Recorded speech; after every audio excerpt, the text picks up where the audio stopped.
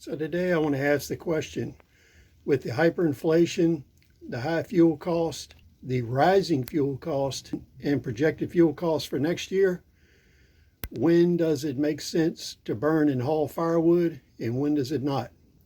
Right now, in this instance, coming and going is around $60. If I didn't have to go this location to begin with, it wouldn't be economic sense to bring this firewood back. So right now, before fuel cost reaches its maximum and hyperinflation deepens, haul the firewood while you can afford to haul it. Because next winter, electricity, fuel oil, gas will all be much higher than it is now, including diesel fuel. So economically, you may be able to haul firewood right now, get as much of it as you can, because next year the cost of hauling it is going to be tremendous. Please comment, rate, subscribe. We'll see you on the next video.